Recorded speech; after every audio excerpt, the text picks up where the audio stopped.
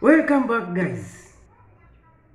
Before I start, as I always say, I always appreciate your support.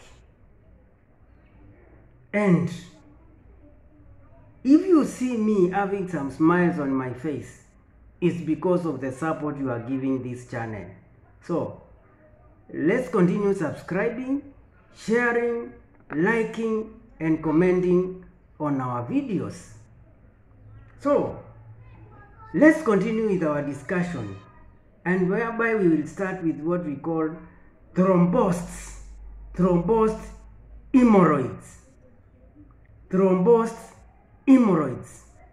Here, if blood, thrombosis simply means a clot. So if a blood in an internal hemorrhoid, blood in an internal hemorrhoid, and what I mean is, in an internal hemorrhoid, blood pools together, all close together. So in a thrombosed hemorrhoid, it's whereby if blood pools in an internal hemorrhoid and forms a clot.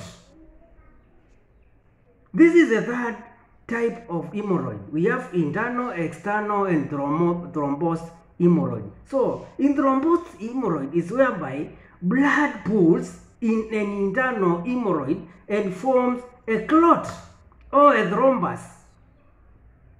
So if this thrombus forms, or if this clot forms, it can result in the following, or it can cause the following: severe pain, swelling, inflammation, and also a hard lump near your harness. So now you have known the three types of hemorrhoids or piles: internal, external, and thrombosed hemorrhoid. So when you are having a hemorrhoid, when is the right time to see your doctor? When is the right time to visit a health care provider? So if you have bleeding, or you have been bleeding during bowel movements, or you have hemorrhoids that don't improve after a week at home care, see your doctor or your healthcare provider. Another point: don't assume rectal bleeding due to hemorrhoids. Especially, this is very important, don't assume rectal bleeding due to hemorrhoids, especially if you have changes in bowel habits, or if your stools change in color and consistency.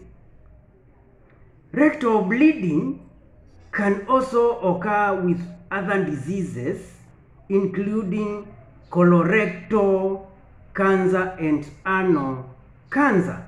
So don't assume any bleeding, because we have other conditions which also present with bleeding. For example, anal cancer or colorectal cancer. Colorectal, it means it involves the large intestine or the colon.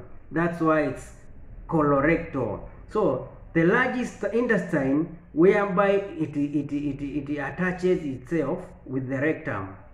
You get it now? That's why it's called colorectal. That means it's touching the rectum, and also it's touching the colon, which is the large intestine. Rectum is whereby the fecal matter accumulates before defecation or before passing out bowels.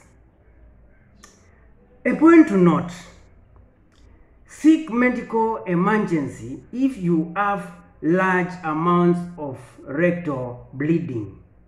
If the bleeding becomes large or heavy, you should seek medical emergency. as soon as possible. So, seek medical emergency if you have large amounts of rectal bleeding, lightheadedness, or dizziness, or faintness. Lightheadedness is whereby you find that you are having a mild headache. Sometimes it might be mild, sometimes moderate. And also you might be having dizziness or fainting simply because maybe you have lost a lot of blood through the bleeding in the hemorrhoid area. What are the causes of hemorrhoids? What are the causes of hemorrhoids? So, in the causes, veins around your anus tend to stretch under pressure and may bulge or swell. Veins around your rectum or your anal area tend to stretch under pressure and may bulge or swell. That's how simply a hemorrhoid comes about, due to stretching, which is caused by the pressure during defecation, and mostly if you are having a hard stool. Hemorrhoids can develop from increased pressure in the lower abdomen, for example, due to the following. 1, straining during a bowel movement. You might be having a hard stool and you find yourself straining as if you are giving birth. That is not right. You should not strain excessively. Number 2, sitting for long periods of time on the toilet.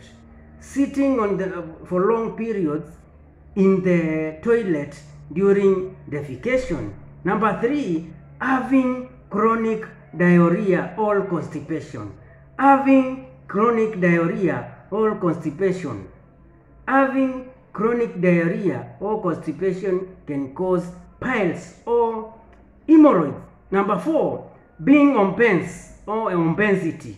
Number 5, pregnancy or being pregnant. That is obviously due to the excessive pressure when the baby is growing. It might lead to the pressure in the anal region and cause the veins around the anus to swell or bulge, leading to hemorrhoids.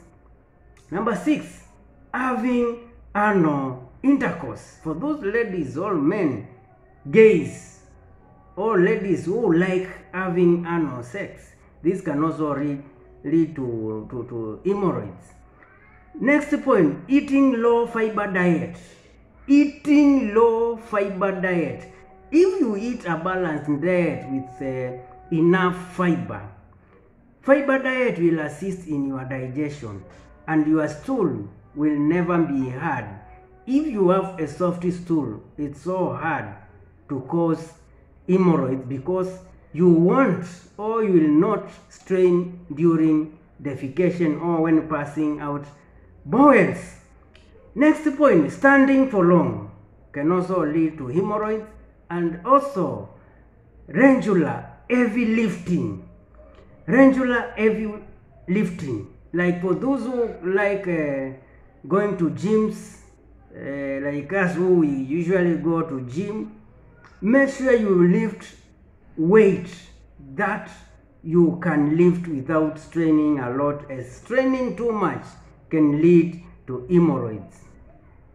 This marks the end of our discussion today, and I think we have just started. It's a wide topic. So those who had requested, the lady from Gulf, from Saudi Arabia, I hope you are following me, and I will educate you in the next few days about hemorrhoids together with others who have the same problems. So let's keep our support on. Let's continue subscribing, liking, and sharing our videos. Have a good evening.